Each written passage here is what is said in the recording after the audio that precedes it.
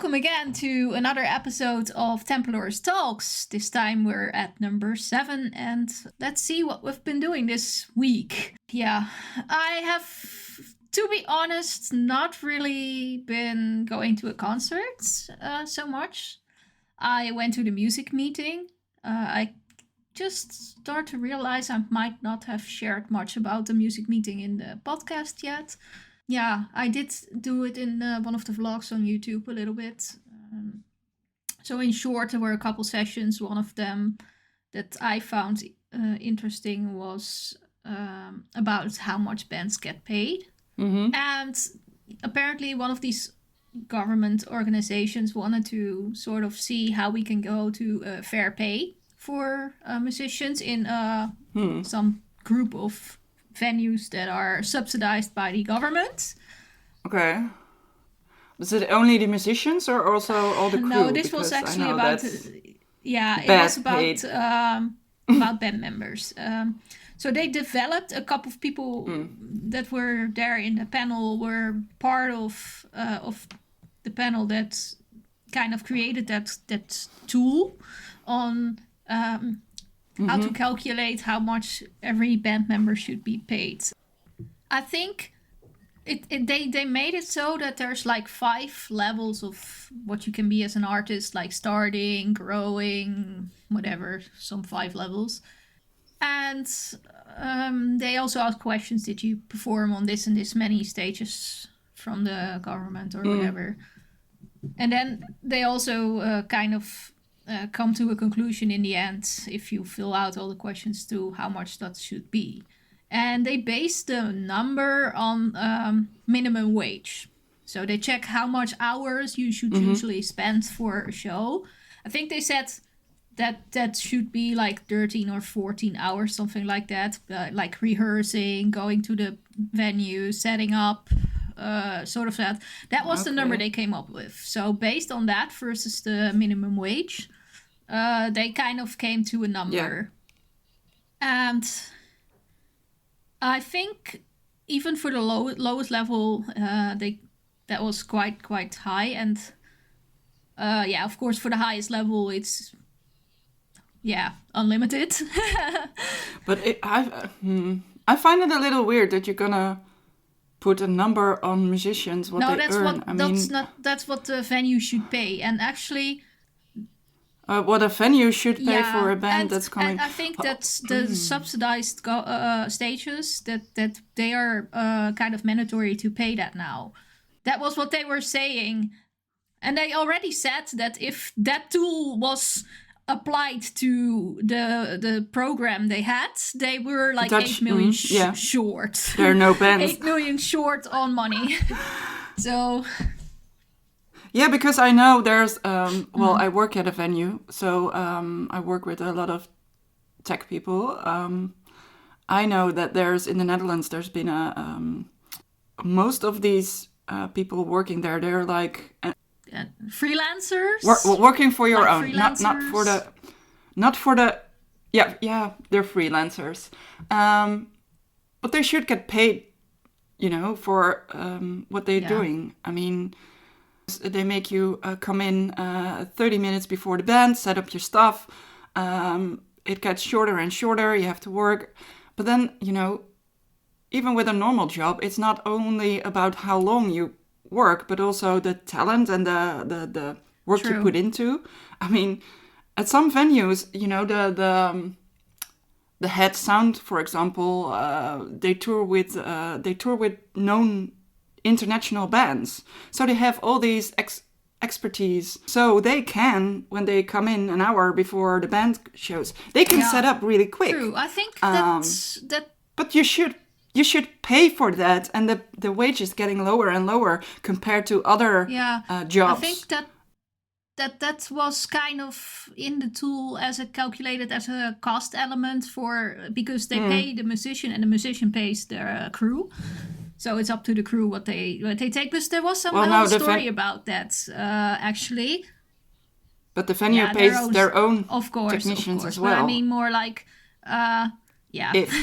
But I mean, like what they bring, because there was this singer-songwriter that had a whole band, and she was like also talking about doing the popronde in the Netherlands, which is where you kind of exchange with other cities to play on small stages usually.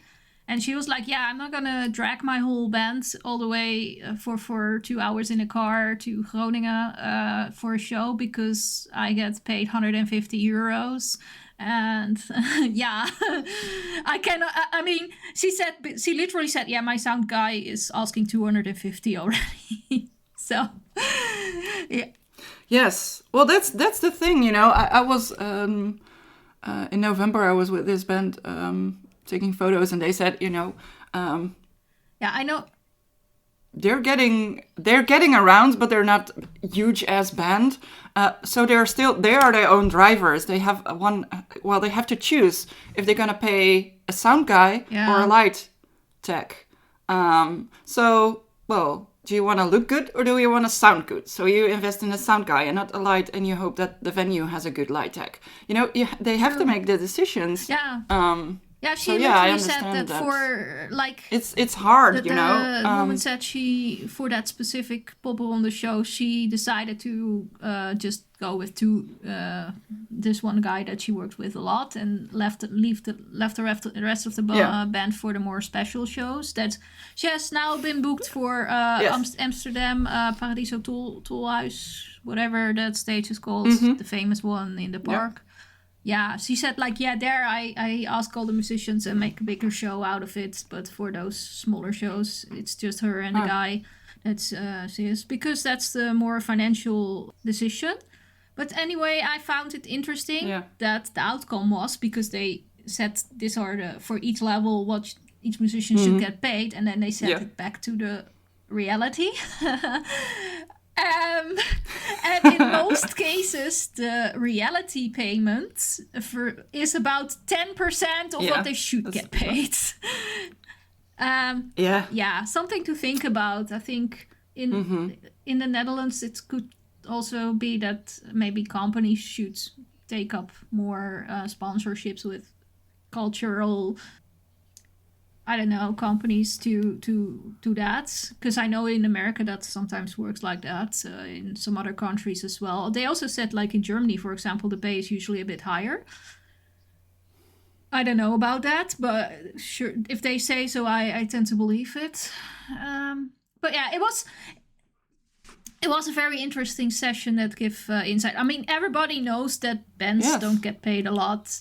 But I think it's a good case that the government is looking at it on what they should get paid based on minimum wage. It's also for them to make more conscious decisions based on the subsidizing. Like, who are they gonna give X amount of money to a venue, if that's enough or not enough?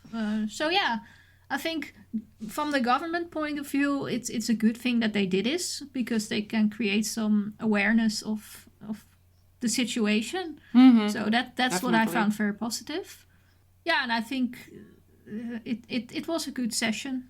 The event itself, there were a lot of people that I think may not have gotten too much. It was advertised as something that kind of everyone in the music scene should be at, but it was very much regulated to small local bands that want to grow and such, and not so much on others. So for me, it was a bit like, okay. Yeah, but the funny thing was they had one session with some of the bookers, one from Gigant in Apeldoorn and the booker from Zwarte Cross, one of them. They had like 11 bookers, but she's the main one, I think. She also does for Mañana.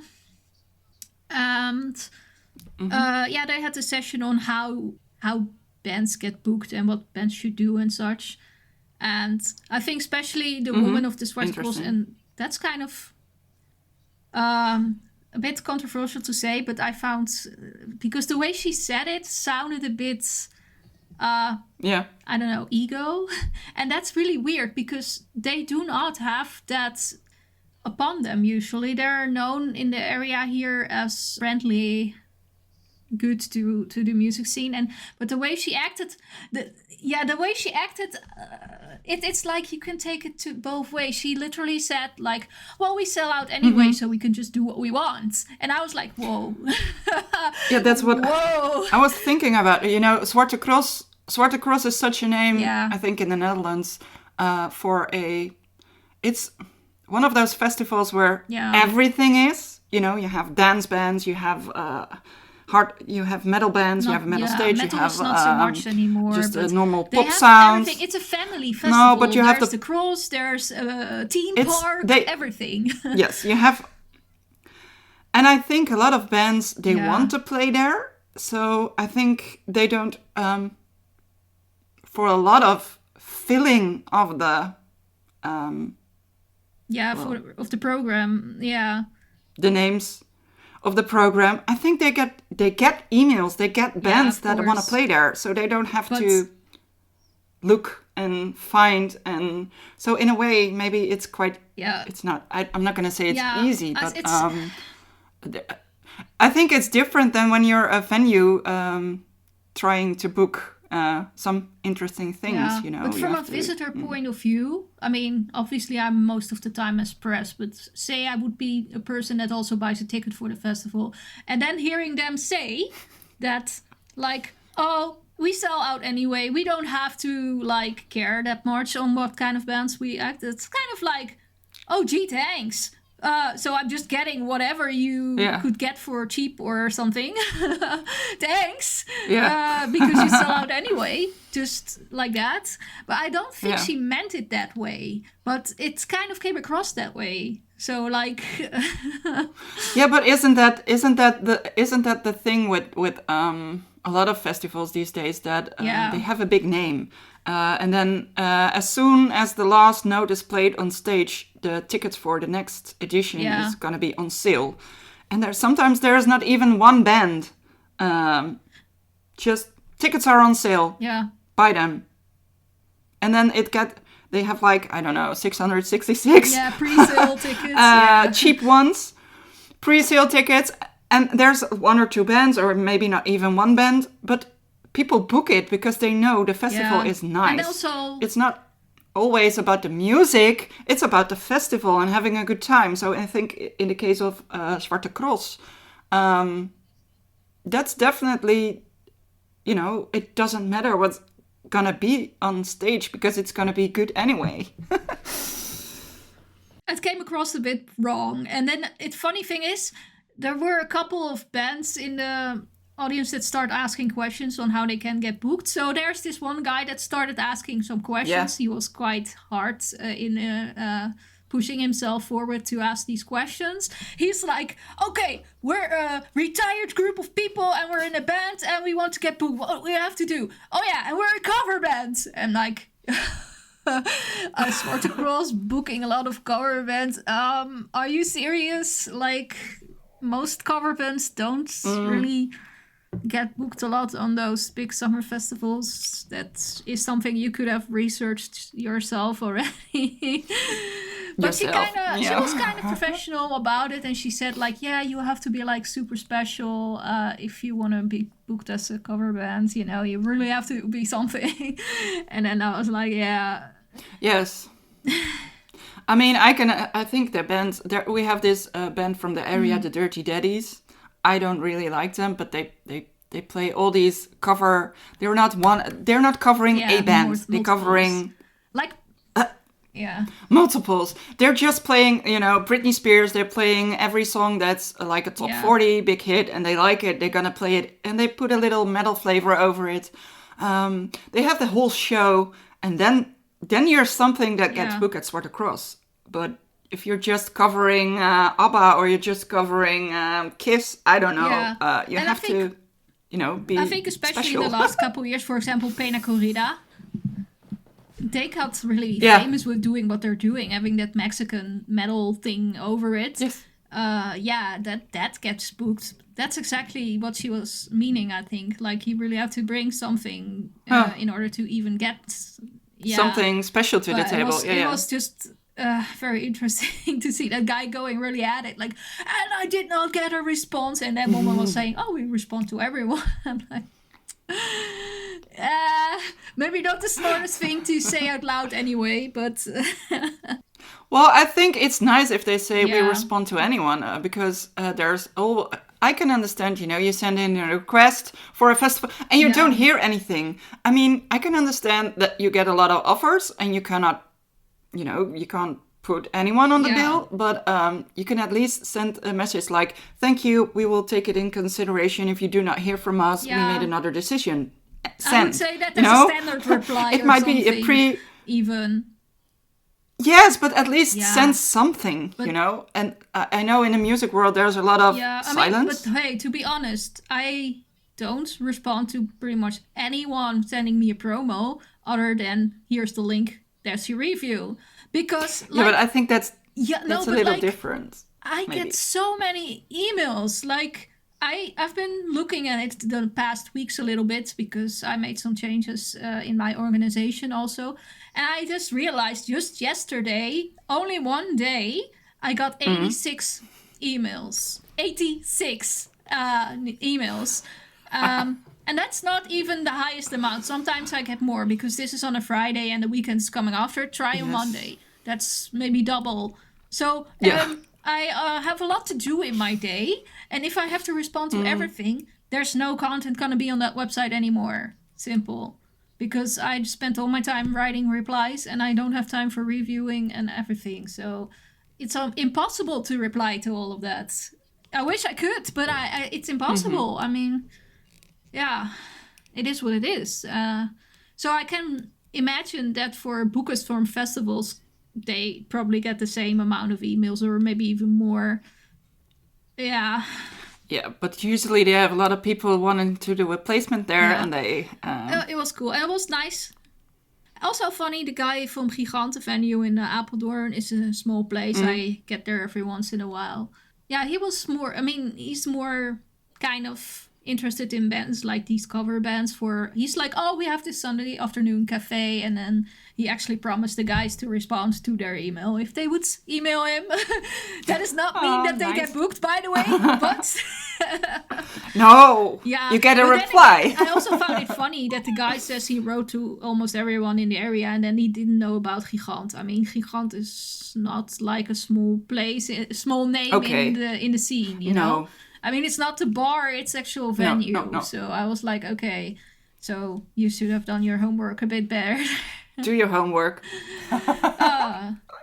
But I think it's nice. They organize these things where, the music world comes together in all fields that are involved, from bands, from bookers, true. From promotion and to I'm everything. Looking a lot more of that in the next episode when I'll be in Inferno. That will be maybe a special, so that you already know.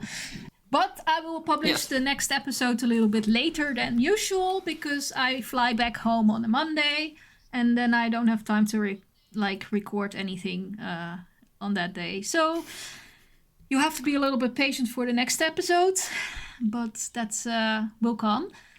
Anyway, in the end, they had a little bit of a network session where most of the bands start chatting to themselves and not to other people. I found that very interesting. But hey, we got some free drinks and free snacks. And there were some, singer-songwriters that were performing. Because that was what I wanted to say about the beginning. I actually saw live acts, but not so much of a gig. So the first act was a bit, I don't know, soul. I totally don't know their names. They didn't even mention their name. They were just doing their songs and they weren't announced. So it was playing. It was cool. It was interesting. And they had some electronics into it. I think the first guy played like 3 or 4 songs. And there was some diversity. That was good. There were 3 people watching. Me, one guy that was terribly bored and just sat there with a face like, oh my god, I want to leave, but I can't. So maybe he came along with somebody else, I don't know. And the other person that turned out later was the person who was about to perform next. Yeah. After. And the rest was just hanging at the bar and whatever. And like, yeah. The second girl was a singer-songwriter. She had a good voice, but it was like average songwriting, I guess. Didn't stick out. Mm-hmm. Was super cliche in every song that she did. Just a couple songs. There were 2 people watching. Me and that other guy. Oh, I felt so... Still the bored guy. Yeah. I felt a bit sad that nobody really bothered to have a look at that. I did want to ask whether they get paid the correct amount, but I didn't have the opportunity to do so because they kind of left soon after that. I mean, after that session, I would have kind of wanted to know, is the organization of this event actually paying you the right amount? But then again, they came alone, so yeah, it won't be much at least. Good. I think enough about that. We have been listening to 2 albums again. For this week, we picked, which one shall we start with? Maybe Acid Mammoth? What do you think of them? Well, it's kind of funny because I saw them at Into the Void Festival 2 weeks ago. Yeah. And they played. The festival had like the big stage and the smaller stage. So there were 2 halls. With Acid Mammoth, the smaller hall was completely filled. There were even security doing 1 person in, 1 person out. It was literally filled to the brim. The energy was high, and I was standing in front of the stage making photos, of course. And of course, I was standing on the bass player side. So I heard a lot of bass. I didn't hear the singer that good. I noticed when listening to the album. Because when I listened to the album, the vocals, I think I had to get a little bit used to it. Yeah, I can imagine.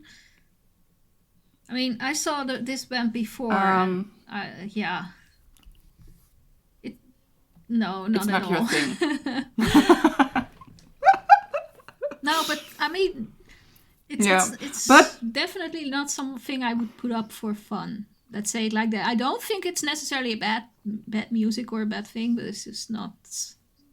No. I wasn't gonna say it's bad. It's just in comparison to when I saw them live and hearing the album, I had to get used to the vocals a little bit because it was a little bit different. But after, I gave it a couple of spins because I do like it. And then the vocals became to grow on me. And the thing is, you can hear the influence of Black Sabbath clearly. And they don't make it like a secret. So you do hear that in the vocal lines and the way he's singing. But I do like the music. I think there's a they're a stoner band. They play a little bit doom infused style, and there's a very nice sort of heaviness in their overall sound. Yeah. And it's kind of funny because their songs, I noticed, like almost all of them are around 6 minutes. Yeah. But that's kind of the genre a bit, to have these longer songs. Yes, but you do still have to keep people entertained throughout the song. I think the first couple of songs I kind of still managed to go through. But the last 3, I was glad the album was over. Well, the thing I was saying, I was mentioning it to you, like, this is a band, if you see it live, it's fine. You kind of can enjoy watching it. But the kind of me seeing this kind of music is giving a response of me when I'm listening to it on the album. I got hungry. And I was thinking, that comes... No, but for real, like, usually when I see this band at a festival, it's around dinner time, and I'm like, oh, okay, I've seen them. I don't need to see it from up front. They're just chill and doing their thing. I just go grab some food and sit in the back and watch it from a distance. That's like always with this kind of music. So yeah, and me is gonna be in the front watching the band, saying, "Please, can you give me some food?" No, but I like the CD. I think it's their like sixth album or something, sixth or seventh. I think they're and I kind of liked it that the singer and the guitarist, they're like father and son. It's nice. I'm not sure if that's been the case in the past as well. I didn't duck into their history. So yeah, I think it has fuzzy bass lines. I like the guitars as well. So yeah, but I do think you need to get sucked into their soundscape a bit. So when you do like this genre, I think it's a good album. It doesn't stand out like, oh my god, it's amazing. But you don't always need something like that, you know. I think it's one of those albums you can listen to. If you like the genre, you can always listen to it. You can listen to it in the car, you can listen at home. It's just a good album. Yeah, I think to me, you will throw it away. Something. I mean, I would listen to it once or twice, and then probably it will catch dust. But like for live situations, this is typical band. It's a band that I would still watch. I mean, I'm not walking away from it or something. Yes, it's interesting enough for me to keep watching from a distance, but like I don't need to be up front. Yeah, I don't need to be up front seeing it live. Close in front of me. So yes. Okay. Mm-hmm. Was there anything that stood out to you, or I think it? I mean, the first 3 tracks, I could manage to keep my attention with it, and the last 3 tracks, I was like, okay, is it over already? Good. Yeah. Mm. So we have clearly a different opinion about this band. That is. Yeah, well, thank God not everybody likes the same, so... Nope. Exactly. Next one. Then we listen to another album. It's the Finnish Moonshot. They released the album called The Power. It's gonna be released. I don't know what the date is. In April, I think, if I remember correctly. Yeah. Yeah. I think so too. I think it's funny because I've seen this band the past year twice. You saw one time we were together. Mm. So yeah, it was nice to see the album now, I think. Well, I think it's kind of funny anyway because I can remember like very back in the day, I think you and I went to see one of, this Moonshot band is a combination of a lot of guys from different bands put together. I think we both seen like all those bands, all of them. Yes, I think we saw one disco ensemble. I think we saw them in Amsterdam. I can't remember, but I've seen them a couple times indeed. And I saw Lapko, of course, Children of Bodom. So those bands we've seen these people play quite a lot. But then I want to know if you look at these bands. Which one comes closest to Moonshot?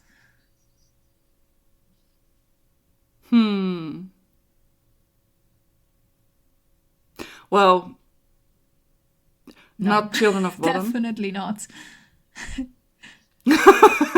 That's. I think there's a good mix of disco ensemble and Lapko, but it's maybe more just the sound of the vocalist voice. He has a quite distinct it's very voice. recognizable. So it's hits. But also, I think, that's Lapko. For me, that was very clear. Also, in some ways, the compositions reminded me strongly to one of the last Lapko albums that I heard. But I do think they managed to create their own. Yeah, it's not like it's a copy or something, but you can really recognize the guy from it. Yes. Yeah. So, about the album, I of course we listened to it. We saw them live, so you have a different. Yeah, you take that in consideration. I think when you listen to an album, about the sound of Moonshot, to me it's very nice, some sort of like pop rock, and I think it's really easy to listen to. I like that their lyrics are about everyday topics. I think they're a little bit different than everything that's out there. And it's kind of funny because we after the gig we chatted with Henka a tiny little bit, and after Children of Bodom, this is quite something different. And I think he said something like it was really nice to have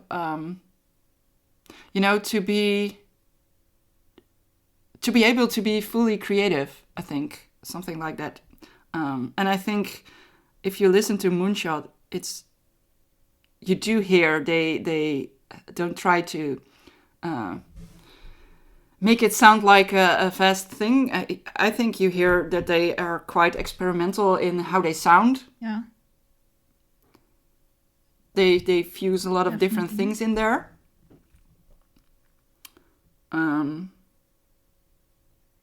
Yeah. Yeah. I quite like it's okay. I mean, I think 11 songs are on this album, and at the end I found the songs a bit using the same kind of template, I think. So you're like, okay, you have a cool template that's separate from other bands in a way, but you're doing it a bit too much. The same trick. Yeah, same trick too much. Yeah. Yeah, maybe it was stronger if there were 9 tracks. I think so. That would be. Do you have a favorite song? Not really a Just favorite curious. one. I think I remember the song "Yes" very clearly from the live shows, but it's not course. that I would say it is the favorite. No, but it's really catchy. So you I think a lot of their songs are quite catchy, and it's maybe the pop. I do have one question about this. I think, how big are the chances that Moonshot is going to be in Eurovision at some point? You and your Eurovision all the time. I think this is a Eurovision band, Yes, I can.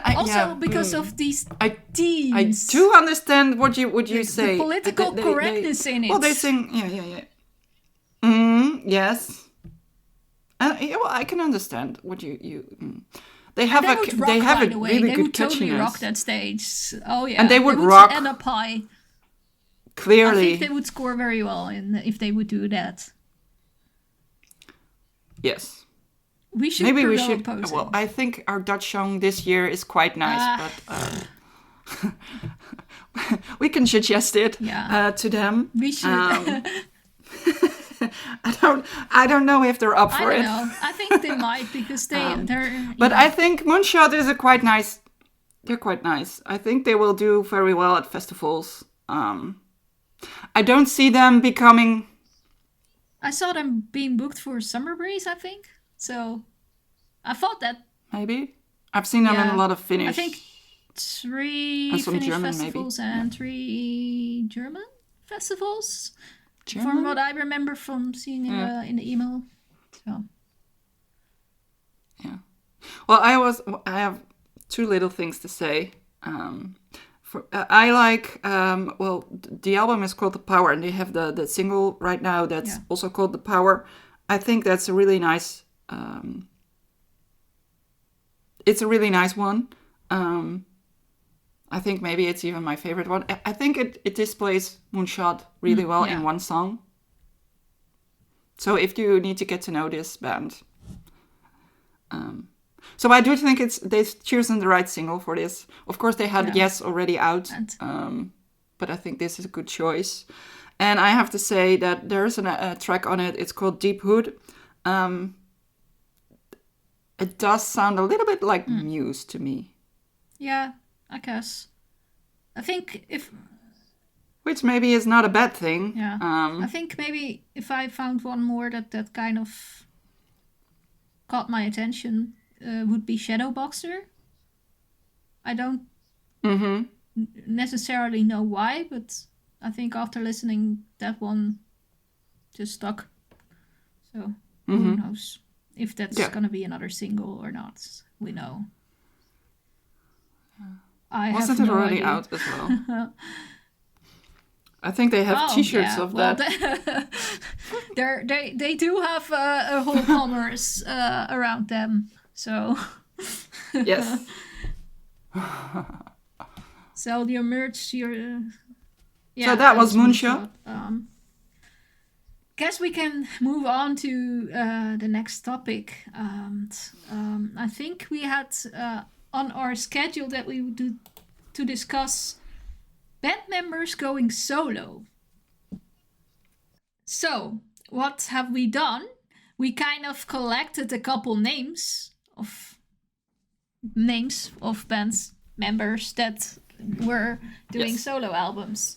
I noticed in the list some of them might have done so with different reasons, but why not? I have a list, you have a list, who starts?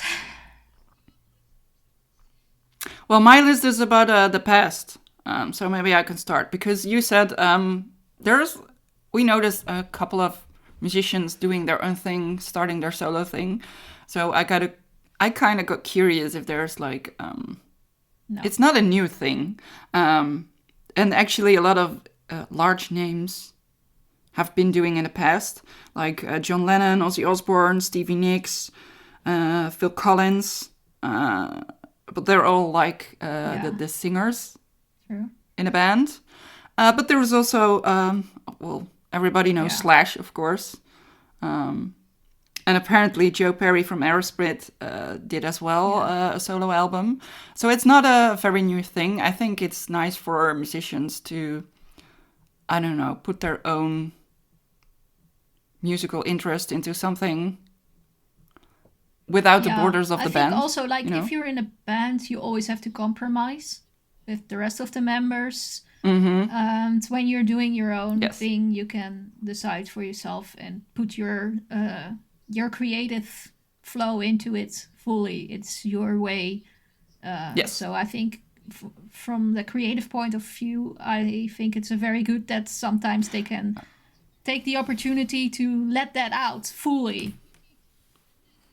Yes, and I think, I quite often joke that I'm quite schizophrenic when it comes to music. I like a lot of genres.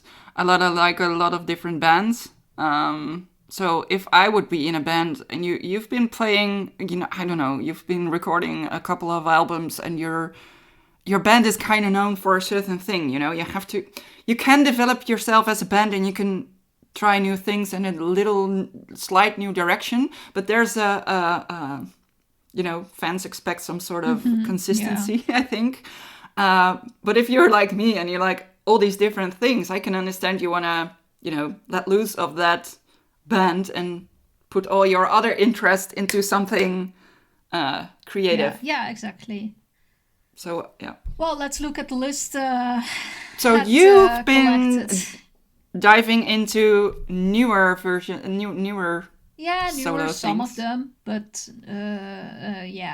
let's start. I mean, I was listening to the album of Einar Solberg from Leprous. I haven't made myself write a review just yet, but that will happen probably today or tomorrow or so.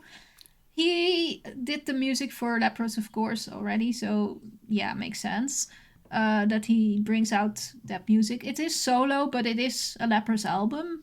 He does it on piano, and I think it's live recorded at a show. Okay.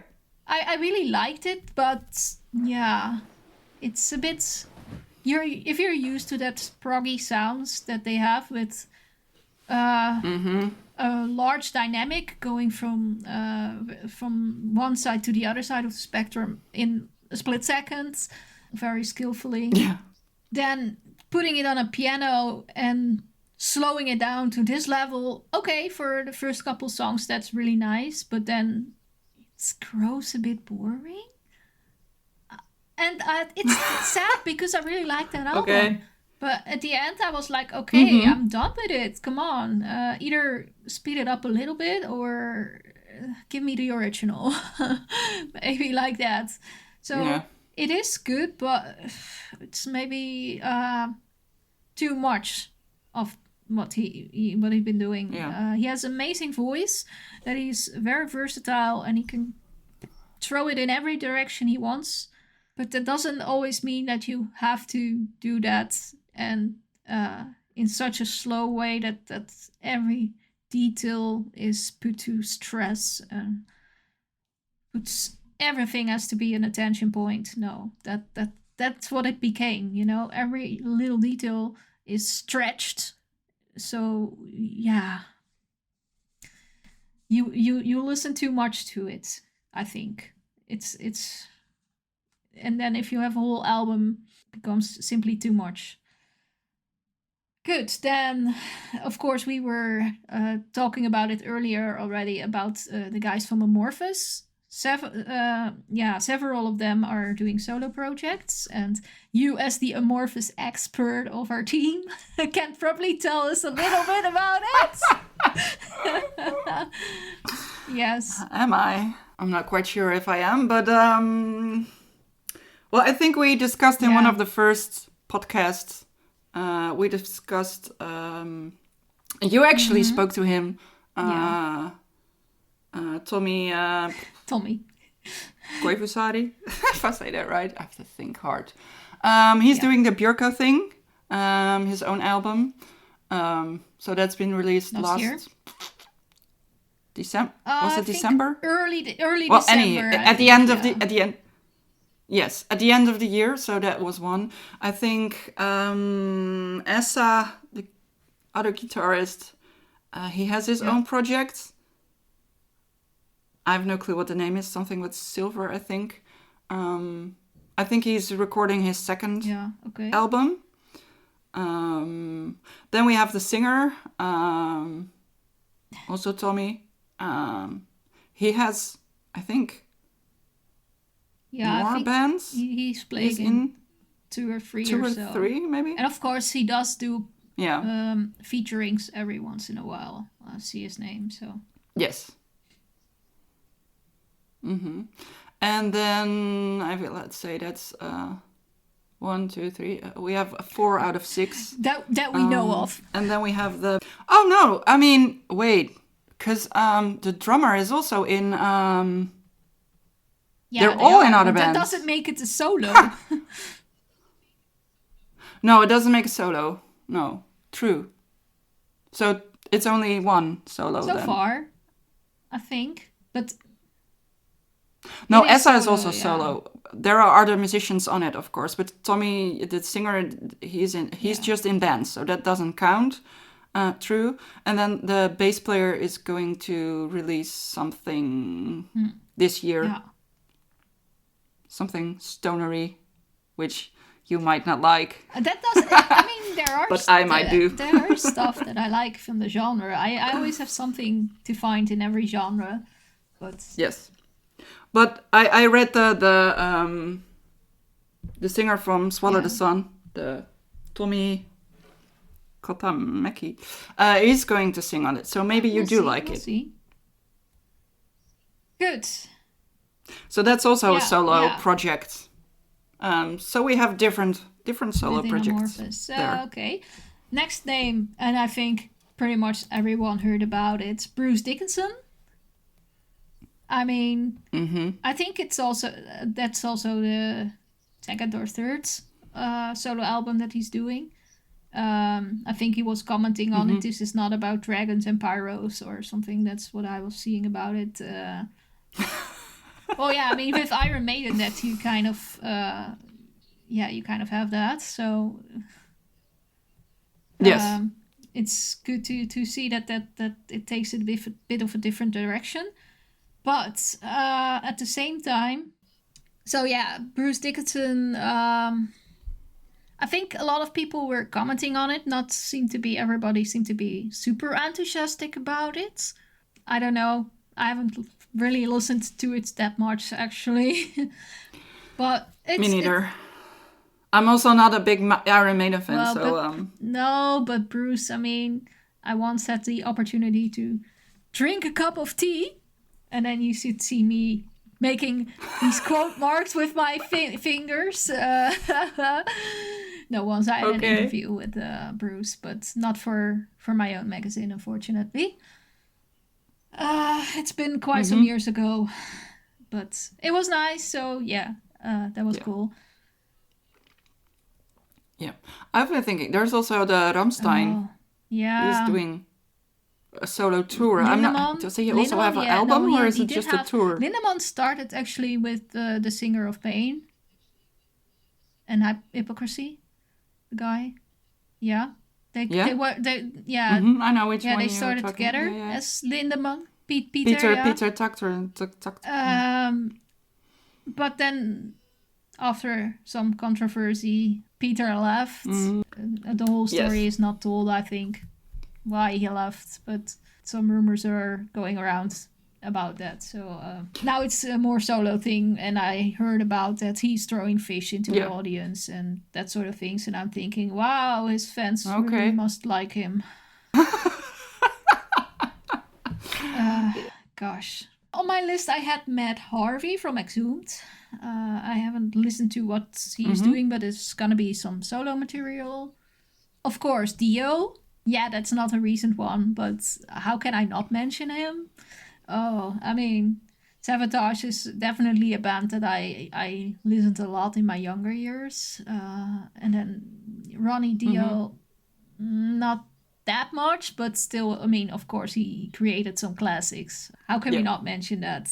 Then Isa from Emperor. Yeah, I mean, if there's no denying that being a big success. It's a completely different kind of music that he makes. I mean, the first album still had a lot of relations with Emperor in a way, but after that it soon got into a more prog side. Very big success. Then I mentioned on the list Corey Taylor. Yeah. Slipknot. I had Gene Simmons because I noticed that there was an announcement that he's gonna do something solo now. Okay. Yeah, I think I saw that too. Good for him. I don't know if anyone cares, but good for him. Well, probably all the Kiss fans. I wouldn't be so sure about it, but good. And then we have Dave Lombardo. And I mean, I was... Yeah. As a drummer, it's interesting. I think I've seen him live once. I mean, Slayer plays always the big stages, obviously. When I saw him play with his solo material, he played in P60. I was at some event. I'm not even sure if he was headlining or not, but what I remember from it is that I entered the venue. It wasn't crowded at all. It was far, far, far from sold out. I walked up to the front because I wanted to take some pictures too. And the drum kit was maybe 2 centimeters away from the edge. I could basically touch him if I wanted to. I didn't do, but yeah. I was standing in front of him during the show, and it was like having these drums coming over you. It was impressive to see. It's many years ago, but I still remember that very well. It was a very, very interesting solo show. I remember some solo project we saw together in Amsterdam. You dragged me along in the basement of a record store. Was that? It was back then. It was still Keith Caputo. I think it was in Rotterdam. Yeah, it was. I saw them, Keith Caputo, also in Amsterdam, but I was with somebody else. No, I was with somebody else. I have a video on it on my personal YouTube site, so I remember that. But I've seen him in Amsterdam as well, in a cafe. Was it a cafe or... Well, anyway, I've seen him twice. Okay, yeah, because I remember the downstairs in the record store, and that was the one in Rotterdam. Yeah, I remember that, because I remember that after that we went to a show in Waterfront where we had also to go to some interview. Okay. But that's also a solo definitely is. Yeah. project. Keith. Mina, nowadays. Or Mina these days, yes. Yeah. But back then it was Keith. Yeah. And the last one I had on my list, because of course you can go for endless hours. So let's not do that. Tarja. Tarja, I mean... Yes, quite a big name. She kind of had no choice after her previous project ended, so to say. But damn, she's successful with it. It's not our thing. But I mean, and look at her. Look who she's now performing with. Yeah, Marco Hitala. Oh my gosh. I think it's really nice to see the two of them together in these events. I mean, I know they've done the Christmas songs event, Rakasa Yaulua, before together. And to see it now happening in these shows. I mean, I'm not even a fan of either of them specifically, but I mean, it's good to see them shine together. They work really well together, so good for them. Yeah. Good for them. Well, I think then it's time for your special category. All about the bass. The bass. All about the bass. Yeah, well, so this time it is a Swedish band. Also probably not something you like. His name is Pontus Ekberg. Of course he plays bass in the Swedish band Moon Coven. And I've wrote a CD review of that a couple of weeks ago. So it's on the Templars website if you want to check it out. So yeah, I reached out. I asked if he wanted to answer some questions, and he did. So I asked him when he started playing and if he can say something about it. And he said, I guess I started playing when I was pretty young. My dad had an old Japanese Hobex electric guitar that I played when I was a kid. But when I got a little bit older, I was able to buy a bass and an amplifier from one of my older brothers. And I guess it was then I started practicing for real. I find it kind of funny because you have to buy a bass from your brother. But I would just assume you just grab it and you play it. But I can imagine if that brother had bought it from his own money, that's... Yeah, true. Or maybe he was taking it all the time and then, if you want it, you can buy it. But it's fun, he gets to start playing like that. And he says in that age, I guess I was like all over the place when it came to music, like lots of people. And he said, but it was a cool feeling when I learned to play the riff from Black Diamonds by Kiss. Kiss. There we go again. Yes. There we go again. Yes. So yeah, that was his start when he was younger. I have no clue how old he was. But yeah, so he started out on guitar and then switched to... We hear that a lot, bass. Don't we? Yes. Does that people figuring out that bass is maybe cooler to play, or... I think so. It's way cooler. So then I asked, I'm always curious, you have people creating their own bands and their own sounds, but they've been influenced by things. So I like to ask something about that. And he said, I always admired Matthias Gustafsson from the band Dungan.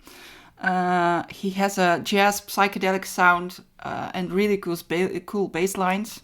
They have a song called Haxen, if I pronounce it right. My Swedish is not up to par. Where you can hear this fantastic bass. But if you want something even heavier and fuzzier, you can always go for the band And he's pointing out the track Flight of the Eagle. For example. So, and that's not, we talked about longer songs. I think this one is like 17 or 18 minutes.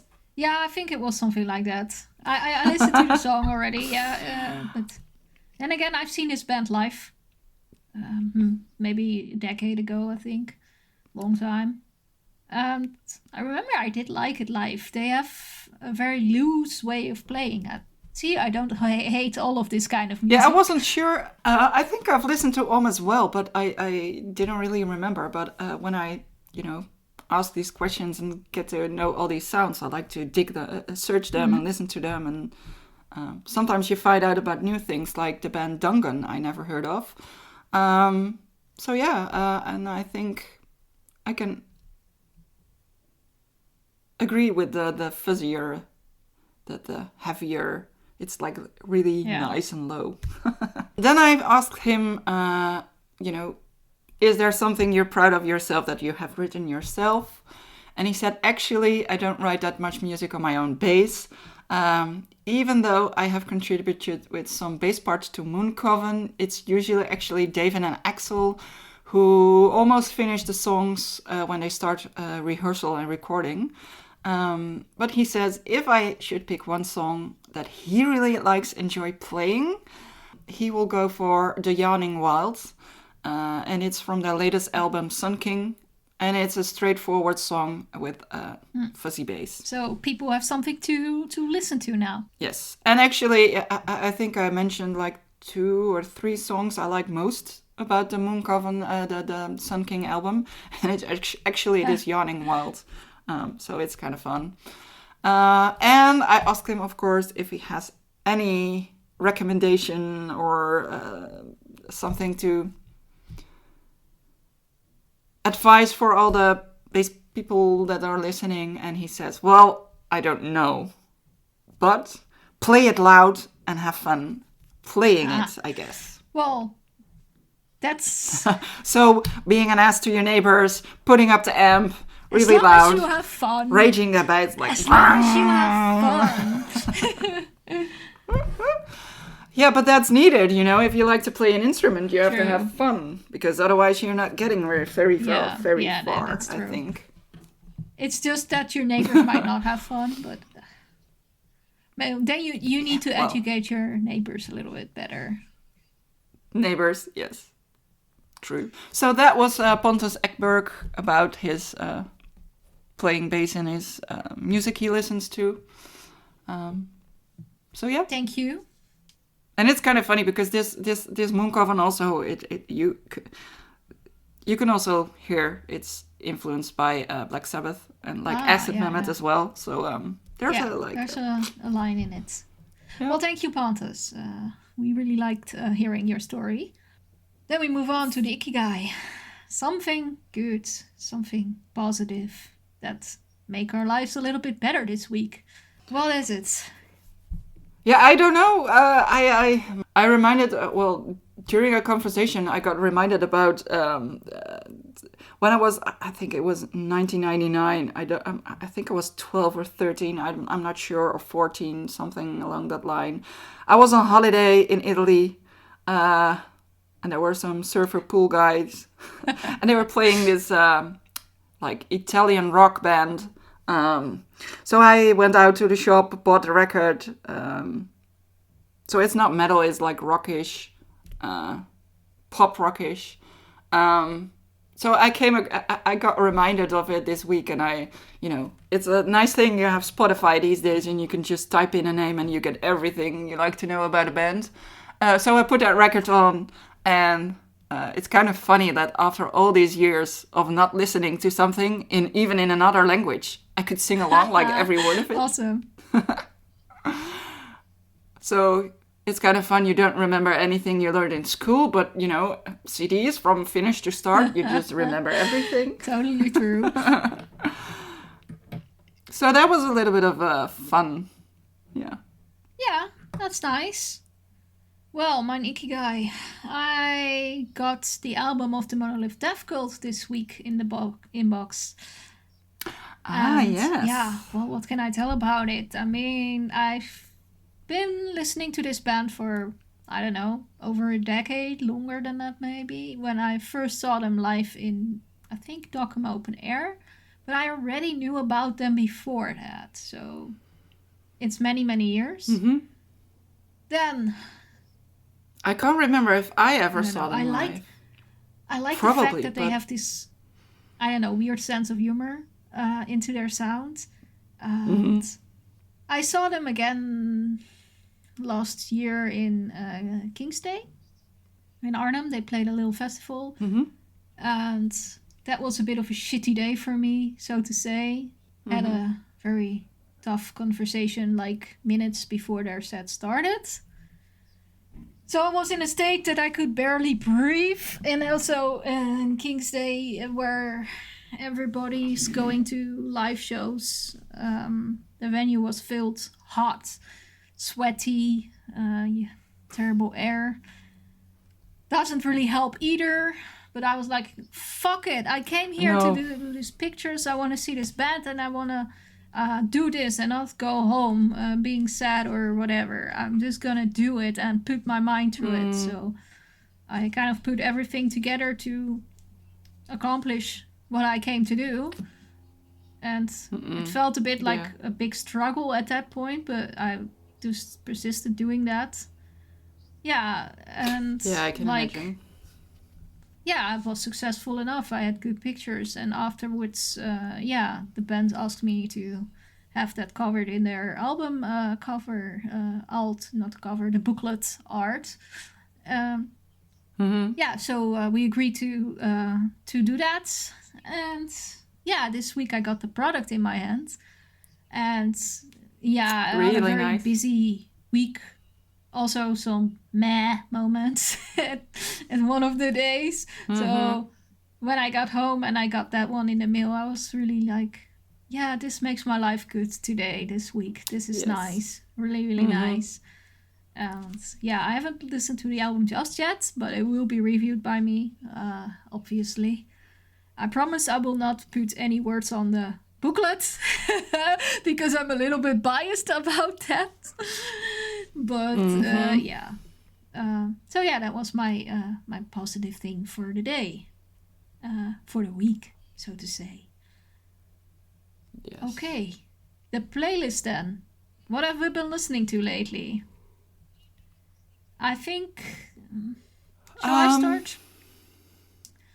The first thing I have been listening to is the new single from Iwa Naoma, my Finnish friends. I really like their music a lot. It is in Finnish, so I don't necessarily always know exactly the lyrics or translation of the lyrics, I must say, because it's, I don't know.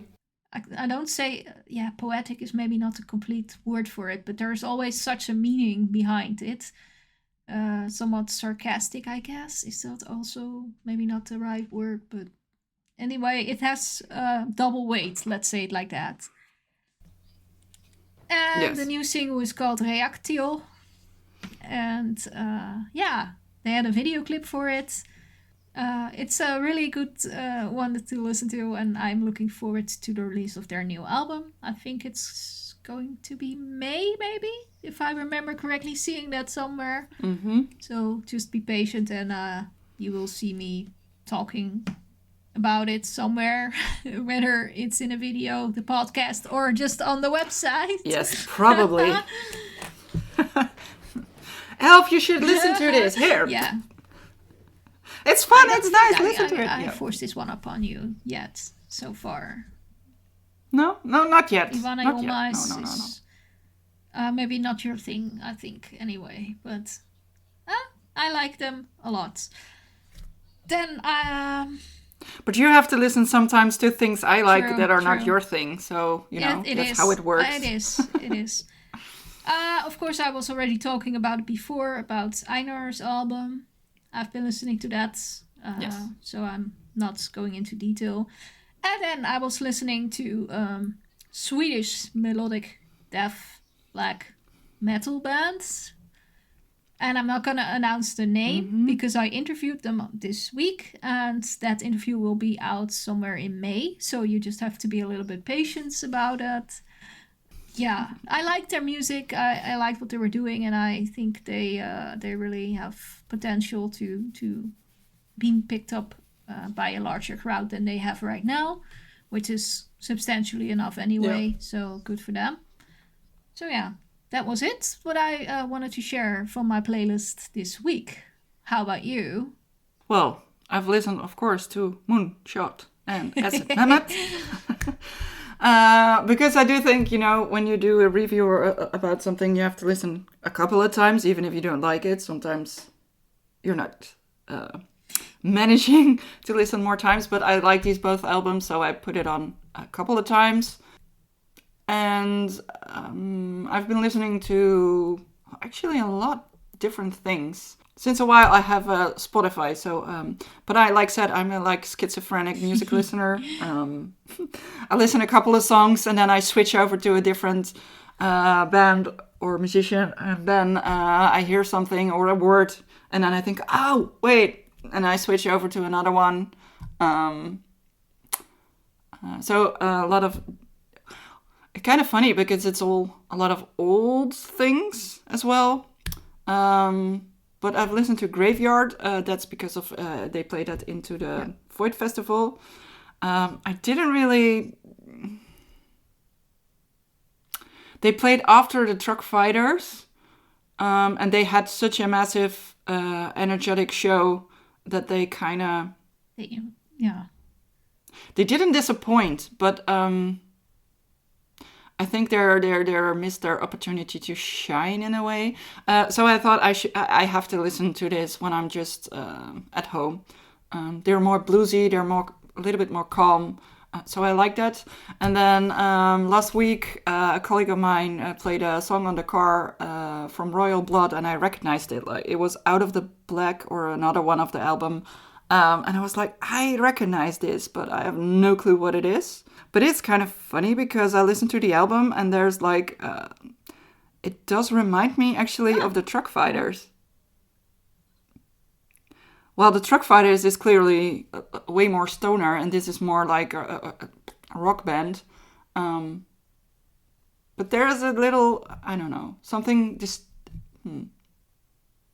that really reminds me of the Truck Fighters. So it's kind of funny. So everything comes back in order. How do you say that? It's a circle of life. Circle. The circle of life. Yeah. Circle of music. There's a reason why CDs are round. Yeah, they're round exactly. As well. Sorry.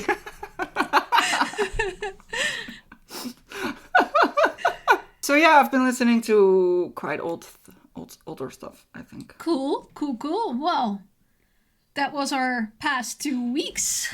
Anything? Well, you are going. If we look forward, you're going to the Inferno. Yes, the conference as well as the festival. I'm looking forward to it. I'm already thinking that I should start packing stuff because I'm looking at the weather and I'm like, oh dear God, it's a little bit colder there than it is here. So I have to bring my winter clothes. And yes.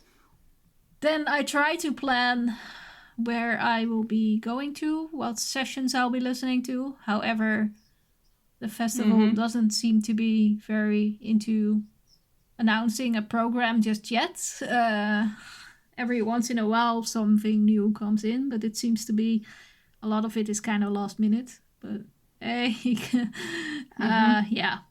So I'm a bit worried that how that is going to shape up, but maybe I should have just a little bit more trust in that. Looking forward to see a lot of these bands playing there. Yeah.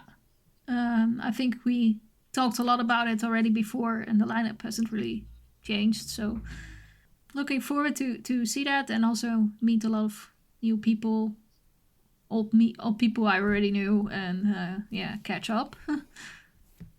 Well, I'm thinking if I have something, but I'm really thinking. Well, tomorrow I will be seeing Nick Olivieri with his Dead Acoustic. And I have not listened to it, how that sounds. So it's going to be a big surprise, I think. I've heard from some people that it's not really good. But I will be there anyway, and I will have to see it. I'm kind of curious because I do love... I do love his based on Caius. So I am looking forward. And then I don't think I have anything coming. Okay. All right, then I'm going to close this off because we're already on a very long time scale.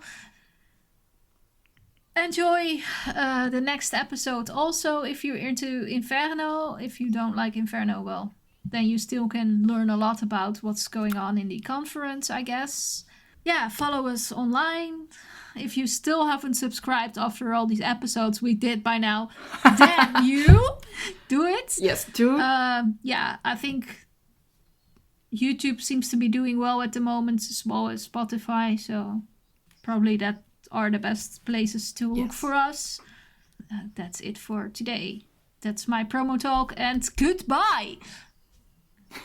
Goodbye. See you next time.